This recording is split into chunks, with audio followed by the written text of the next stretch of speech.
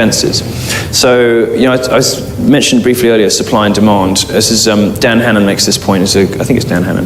Is it Dan Hannan? Maybe. One of my fellow Brits makes the point that the left has a supply and demand problem when it comes to outrages. It has to manufacture them. It has to go in search of them.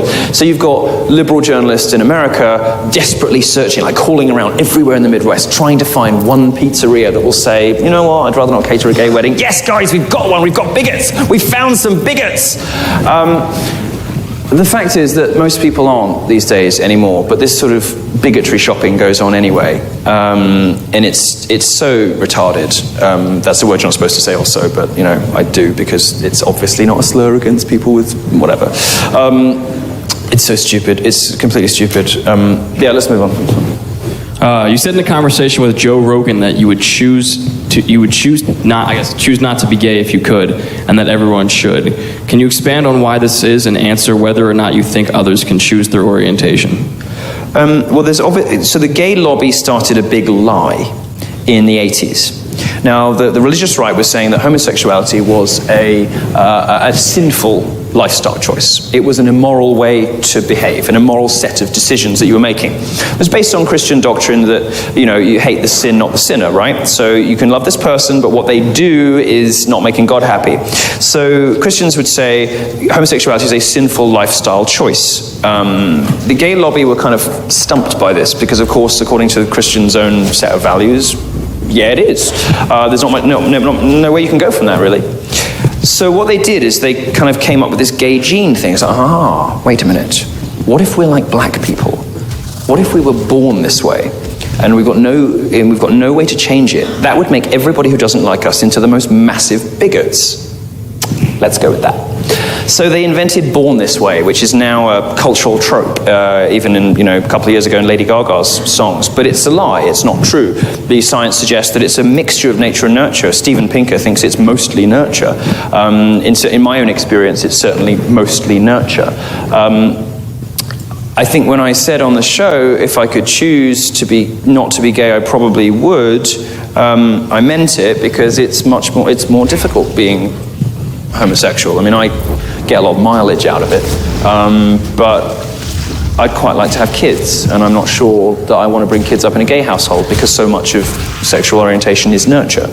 I don't want to be responsible for, for him or her not having the best possible, easiest life. I mean, if we could choose, we would all have our children, heterosexual, if only to give them a happier, better chance in life, a better start, to spare them pain. For myself, like I said, I'm kind of stuck in the rut now. I try it once a year just to make sure that I still don't like it. I find a willing volunteer, and it's never much fun. I get bored after 10 minutes.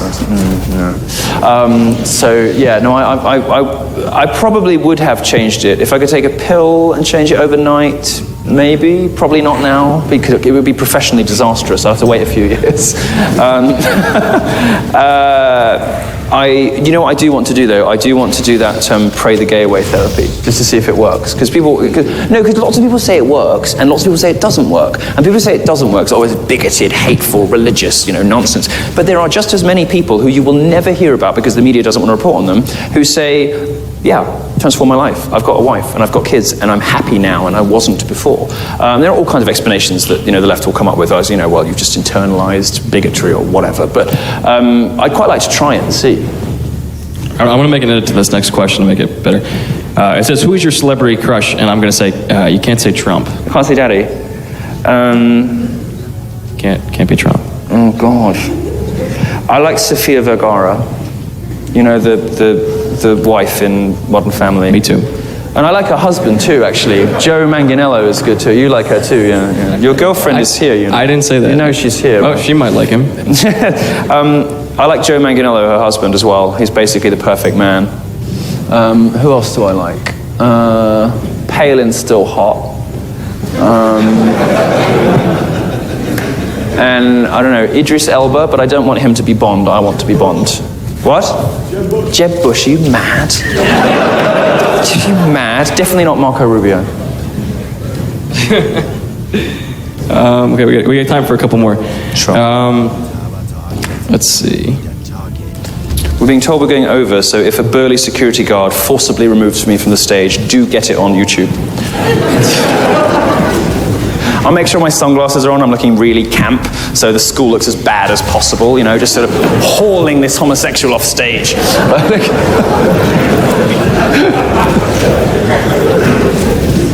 I'm gonna pick wisely here for these last. No, I've forgotten my Louis Vuitton.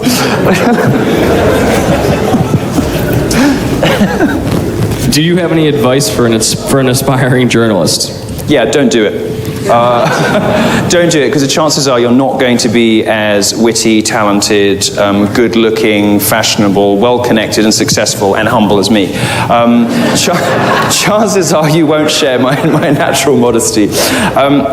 No, I mean, look, I got very lucky, despite my obvious natural gifts. And the chances are you won't have those gifts, and even if you do, you probably won't make it. You will never make any money. I only make a lot of money because, you know, I was a property developer before. I made a ton of money. And I have other sources of income, but I couldn't live on a journalist's salary. I certainly couldn't dress like this. So I would advise you to do something else, because you're never going to make money at it. And most people only want to go into journalism to express their own opinions. And frankly, the industry needs a bit less of that, a bit fewer hot takes, and more people who just want to break stories. And by and large, people aren't ready for that sort of life until they get into their 20s, until they get into their late 20s, early 30s. So right now, go do something else. No, just a few more. I'm happy. How do you feel about women? How do I feel about? How do you feel about women? Women? Yes. I love women. Where would gay men be without women? We love them, you know. We get to tell them what to wear. We get to tell them what's wrong with their relationships. You know, they come to us for advice. We buy them drinks because they're all broke and they hate their boyfriends. You know, no, it's a great symbiotic relationship. We get company. They get, you know, everything they need to be good women. You know, fashion advice and dating advice, because we understand men and they don't. So it's a very perfect symbiotic relationship. All my best friends are women. They hate everything I say on the subject. No, I mean, look, it's when you like to make jokes about things, and particularly you like to make jokes about things when you know people in the audience are going to be like, how dare you, it's ridiculous, I'm not going to make a big deal out of it because I don't want to look like a prude, but what a bigoted, misogynist bastard.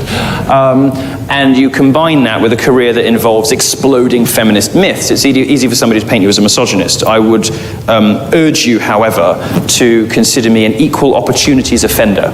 I am rude about everyone equally. I hate everyone.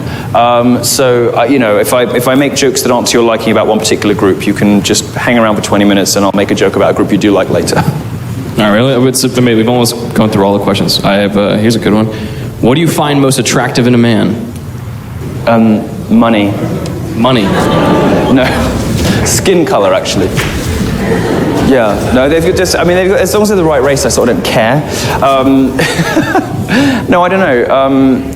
I always have like one main boyfriend. He's never going to see this, so I can tell you. I have one main boyfriend who can actually like bring in a living. Like they're normally doctors or bankers or something. And then I have like a couple of like sex boyfriends. And the sex boyfriends are, you know, like personal trainers and athletes.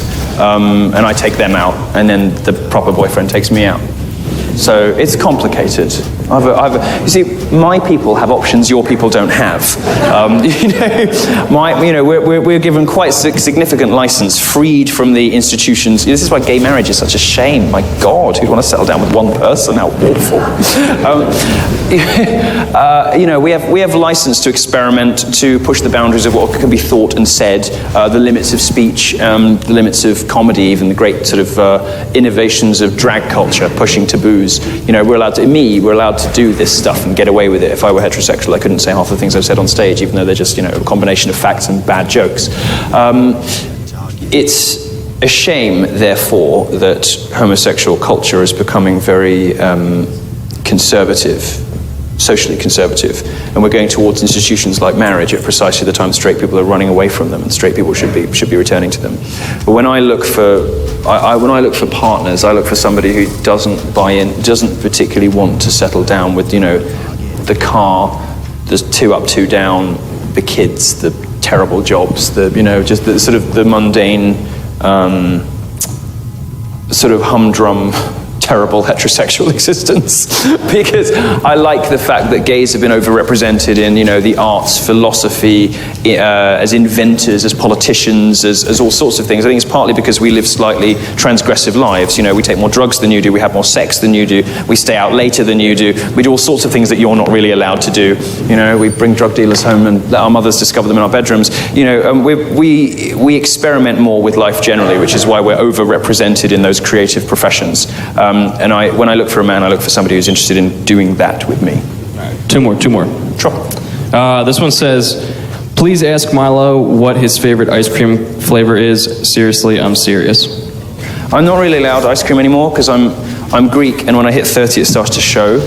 So I have a trainer now that I take with me on tour, and I eat terrible, terrible shit, like protein shakes. Have you ever had a protein cookie? Has anyone here ever had a protein cookie? Fucking disgusting. Awful. So I'm trying to get into shape at the moment, so I'm not allowed ice cream. But when I did like ice cream, when I was a kid, I liked mint choc chip. And now I think I like anything with caramel in it. You wanted me to say double chocolate, didn't you? No. No, anything with caramel in it, anything sweet. All right, here's the last one. Where does this social justice warrior agenda end? 2016. It ends 2016. This is the year we beat social justice. This is the year it has jumped the shark. It made so many mistakes, so many strategic errors in 2015. Going after Matt Taylor, the hero scientist who landed a probe on a comet, and all that progressives wanted to talk about was a shirt that his female friend made for him that had some cartoon boobs on it. This is the insanity of the left, focusing on ever more tiny minutiae, ever more hysterically. It's a sign of a movement in crisis, the sign of a movement that has nothing left to fight for. The extent to which they overplay their hand, inventing these grievances like mansplaining, manslamming, manspreading, whilst ignoring genuine abuses against women in the Middle East. They've got nothing to say about radical Islam, but everything to say about some white guy who looked at them too long on the tube, or had his legs spread, or didn't leap out of the way fast enough on the pavement. Fuck those people. And I think the more that the public discovers about social justice, the more the public finds out about feminism and all the awful lies they tell about men and the terrible things they say, the more these social justice warriors will become marginalized and ridiculed, the less people will vote for political candidates who support those positions, and the more people will start to ridicule journalists who uncritically and credulously parrot those fact-free, feelings-based lies. This is the year, I think, when much of this stuff gets totally exploded, and the rise of populist candidates like Daddy show, I think, that people are sick of it. I just want to thank everybody. Help me thank Milo for coming out tonight. I really appreciate it.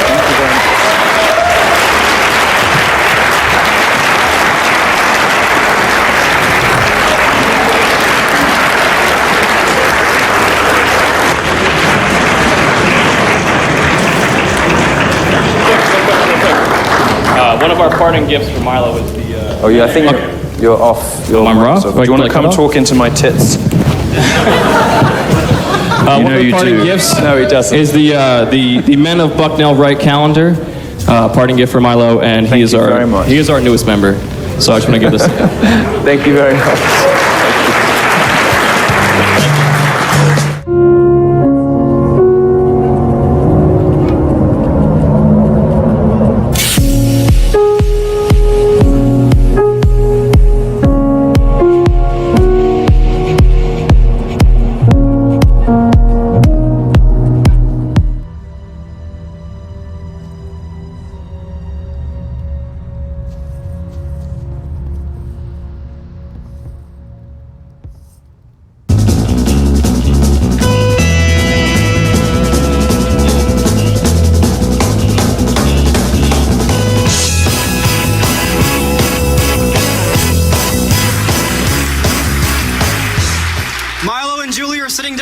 Come on, give them a round of applause. I want them to hear you. Come on. Milo!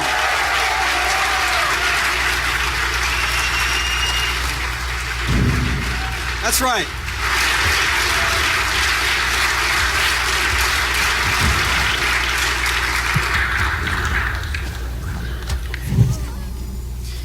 All right.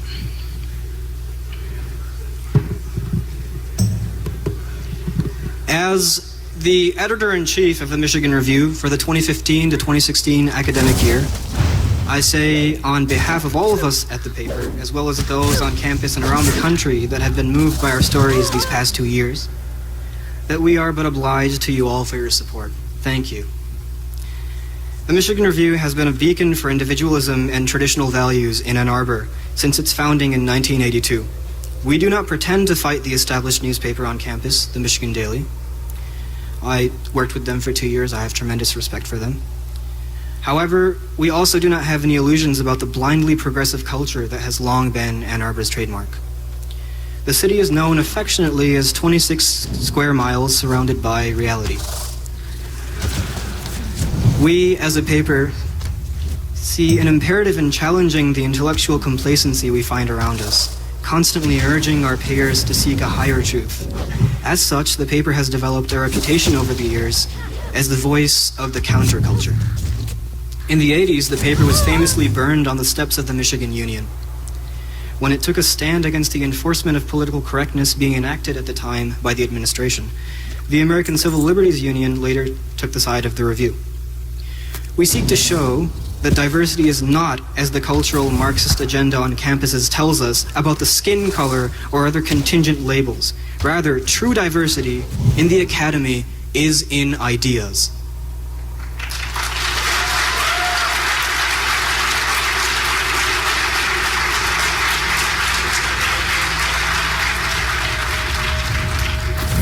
I don't have many more months left at Michigan. In my few years here, I have gotten close to professors and friends who have encouraged me to question every one of my assumptions in religion, politics, evolutionary biology, linguistics, literary theory, colonial theory, human nature, human rights. We have marvelous professors here. To learn things only to unlearn them. I owe the way I think to these few people.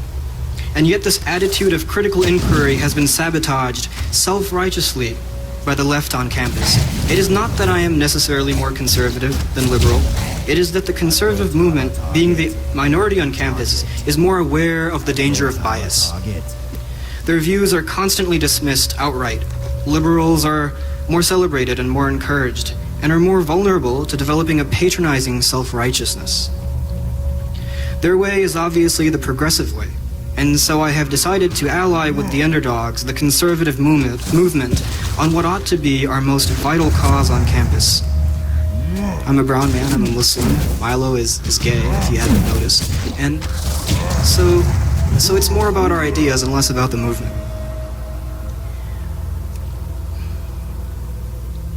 So I have decided to ally with the underdogs, the conservative movement, on what ought to be our most vital cause on campus, the reason we are here, and that is the unabashed assailment of our assumptions to come to ever more informed understandings. We host our debate today in this endeavor. We will question what no one else will dare question. The wage gap, the validity of microaggressions, the efficacy of Black Lives Matter, the hysteria over return of kings, and the meaning of diversity. We're going to hear from two radically different perspectives, and the debate will be moderated by Women's Studies and Political Science Professor Lisa Dish.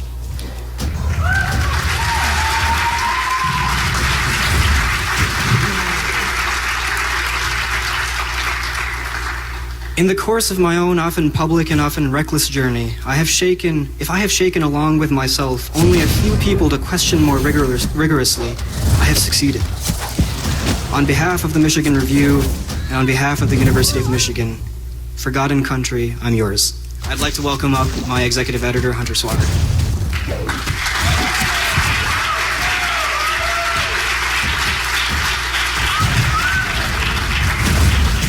So as he said, I am Hunter Swager, the executive editor of the Michigan Review.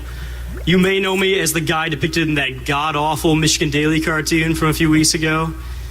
The one that referred to me as literally every worst part of the internet in real life. In literally the least funny comic to ever hit the internet in life.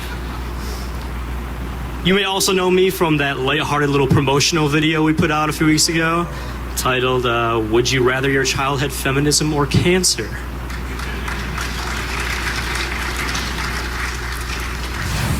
A video so dangerous that we were banned from advertising it on Facebook by Mark Zuckerberg.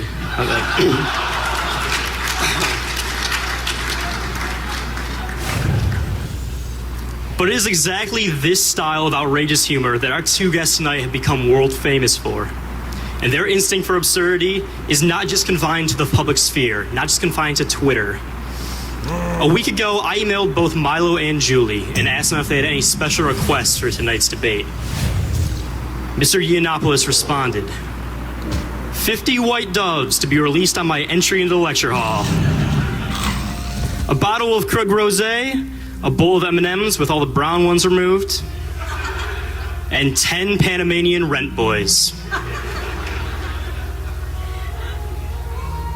Mrs. Bindle replied, a clean pair of extra-large dungarees, a copy of The Well of Loneliness, and a severed penis in a glass jar.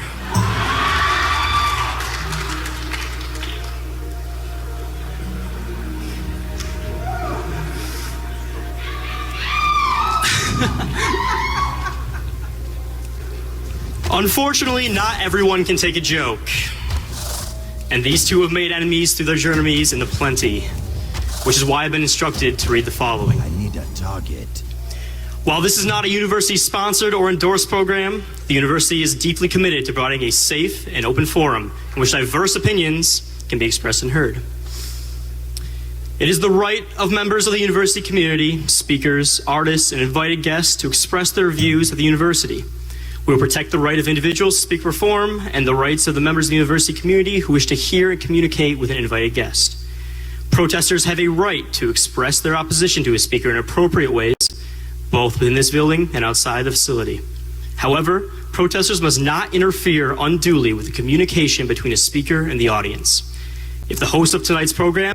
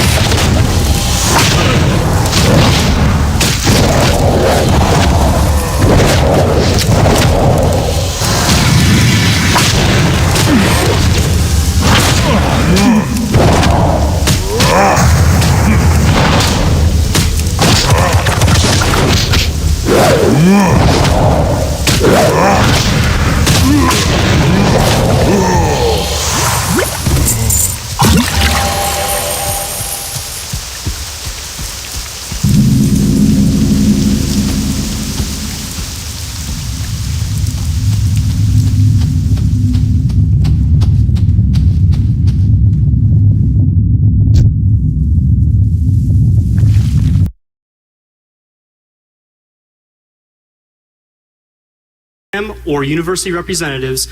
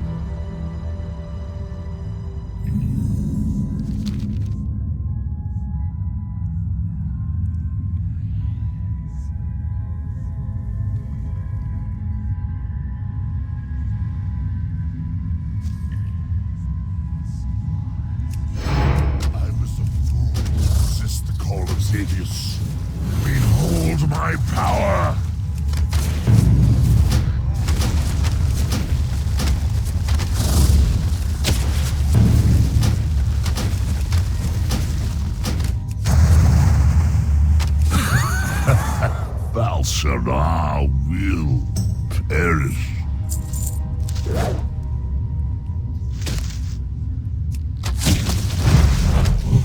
Don't have a target. I need a target.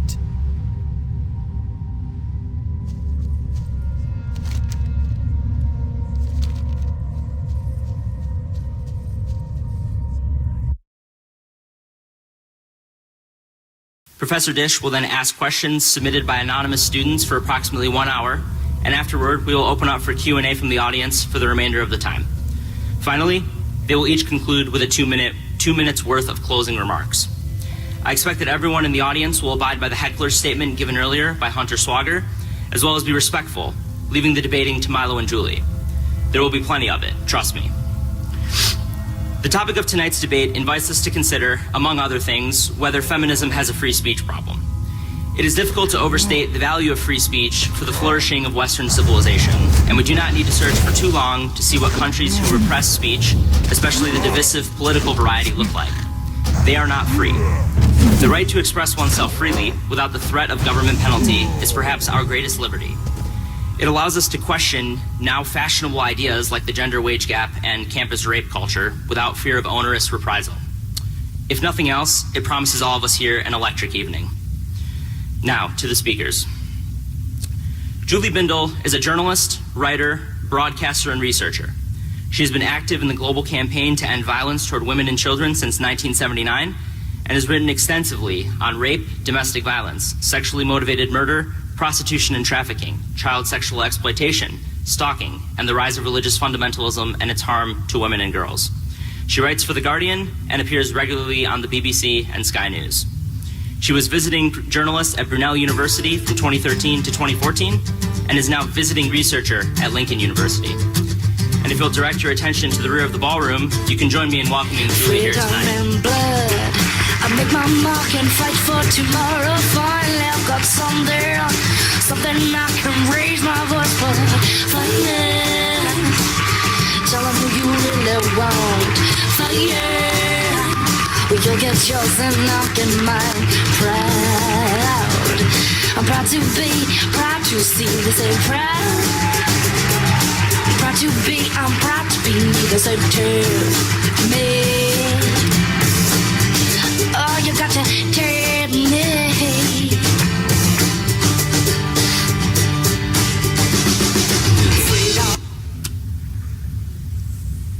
Milo Yiannopoulos is one of the best-known technology and media commentators in Europe. He is associate editor of the London office of Breitbart. Milo has been called a rising star of the right by The Spectator, the pit bull of tech media in a profile by The Observer, digital media's Citizen Kane by Forbes magazine, and was dubbed the ultimate troll by Fusion. He refers to himself on his Twitter account as the most fabulous supervillain on the internet. Once again, please join me in welcoming to Ann Arbor, Milo Yiannopoulos.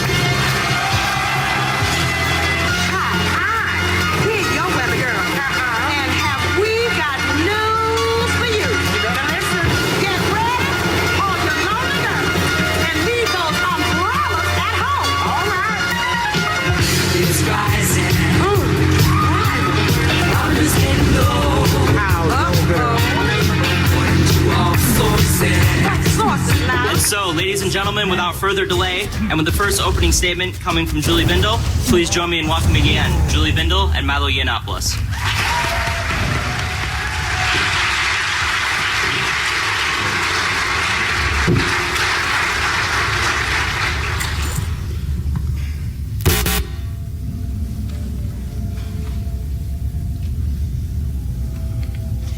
Hi everyone. Thank you to the organisers for inviting me and for choosing a photograph of me that makes me look like a bulldog chewing a wasp. Very much appreciate that. As you can see, I'm actually quite pretty. Clearly not just pretty as Milo, but his is, it's all makeup.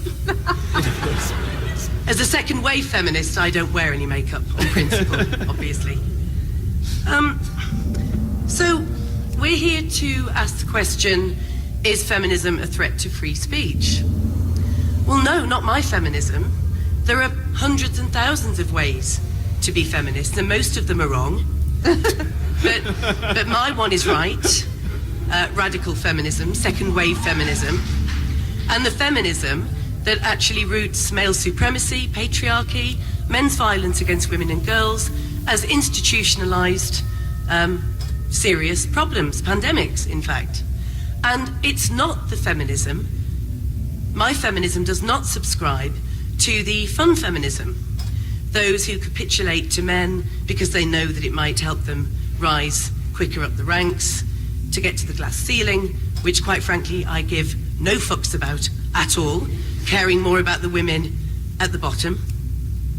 The kind of fun feminism where they blame feminists like me for naming men's violence as the problem, and the kind of so-called feminism that defends Islamofascists over socialist, feminist activists like Mariam Namazi, who is an Iranian political exile, who went to speak at one of the London universities recently, who was screamed at, threatened, and shouted.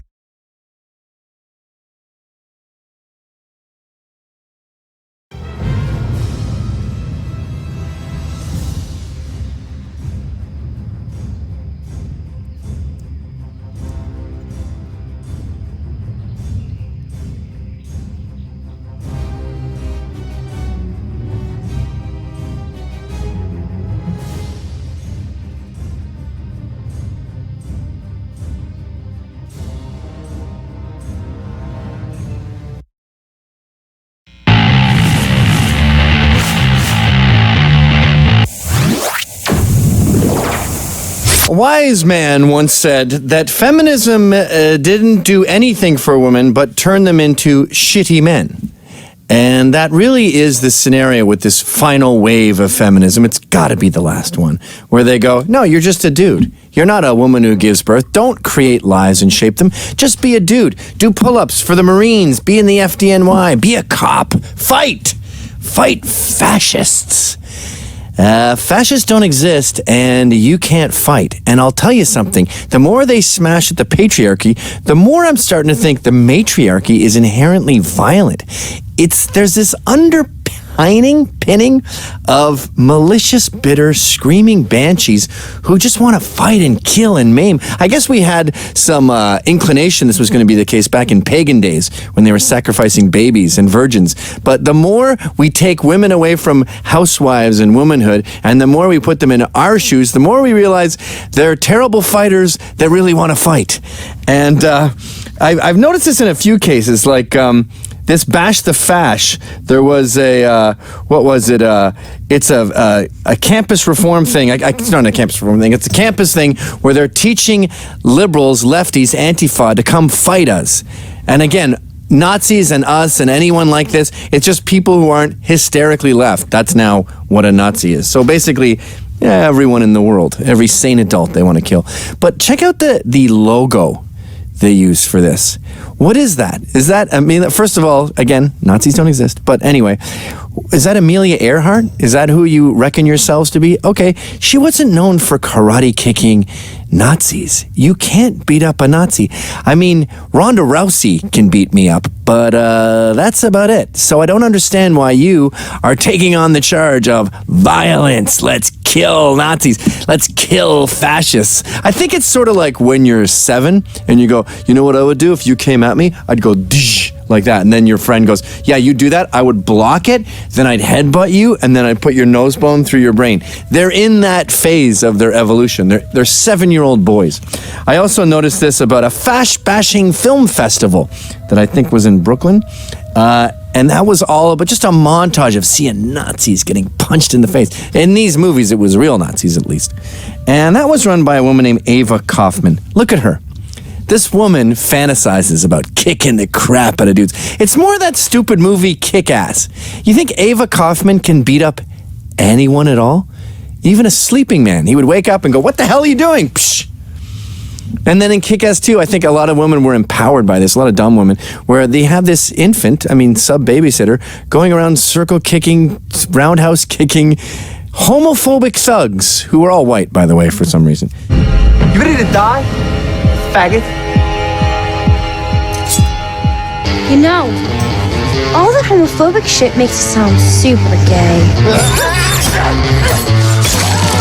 Kicking their ass. And then you hear feminists go, there should be more women in action movies. Why do you want to be shitty men so bad?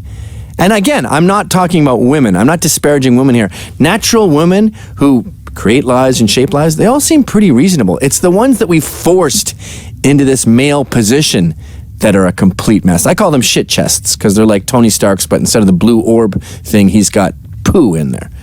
And they are literally putting them in the line of danger. Like, remember in the inauguration? They show up, they dress them like men, they put them on the front lines, and they go fight. So some blue-collar dude wants to get to work, and he starts punching his way through them. You brought them there. You brought these women to this fight.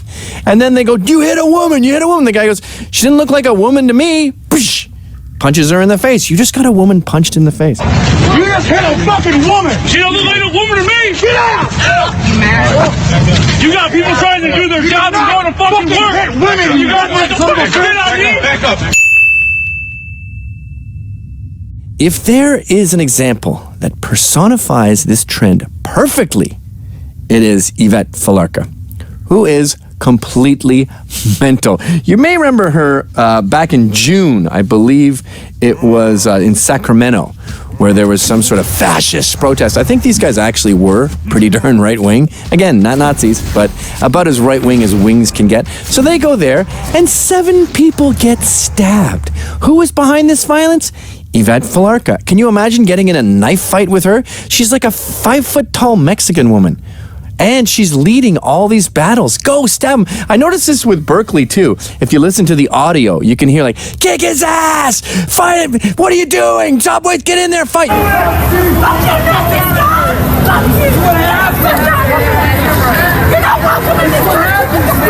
You remember when you're in bars and some guy wants to fight you and you're trying to soothe the situation because he's with 4 other people, and then your girlfriend comes up and goes, you pussy, to him. My boyfriend would kick your ass. You're all dead. And you're sitting there going, honey, honey, honey. Take it down a notch, okay? I don't want to fight these 5 guys. My boy, he's going to kill you. We'll see about that. Just, can you leave, please? That's what Antifa has become, and Yvette Falarka is all over this. After the Milo thing, she said that she didn't regret it. They didn't do enough. And they use funny code words. Like, first of all, they make the guy that they're fighting a white supremacist. Trump is a white supremacist. So now they're justified. Now, in their minds, as Ezra Levant says, they're going back in time to when Hitler was a teen and beating him up so he can't do World War II. It's justified in their minds. And they use terms like shut him down, united cause, it was a militant protest, and proudly say that we are here to stop, basically the Holocaust is what they're getting at, which is completely nuts. But my favorite video of Yvette is pretty recently, where there's a protester daring to express free speech, and he's near cops. He has a flagpole with no flag for some reason, and she gets in there with her little tiny Mexican hands and just starts pounding him, like hitting him in the ribs. And you could tell, if you tensed your stomach muscles, she could punch you in the ribs for an hour and a half until you said, lady, you need to calm down. I'm going to have to relax my stomach muscles at some point. But she gets in there, and then, of course, the men have to do the heavy lifting and start kicking the crap at him. You see one cop just sort of toss her aside. Get out of here, Yvette. Come here, Nazi! Fuck off our streets! Fuck off our streets! Piece of shit! Fuck you! Sir, please! I'm just here to protest! Fuck off our streets! Please! Stand down! Get out! Get back! Get back! Get back! Anyway, the moral of the story here is that feminism has taken womenness out of women, turned them into shitty men, and these shitty men are trying to get us killed. That's what a fascist is. Okay. So it's someone who's committing violence? And it's someone who's committing violence and who's trying to organize other people to commit violence. Hi, folks. That was a Rebel Media short. I have my own show on Rebel Media called How's It Going? You got to pay for that one. Check it out right here.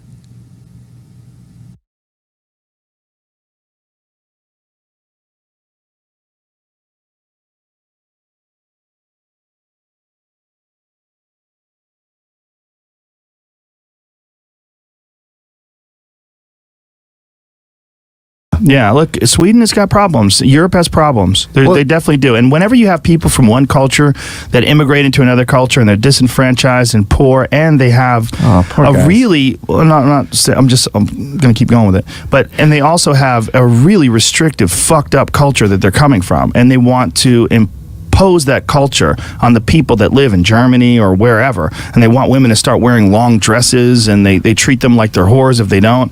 That's all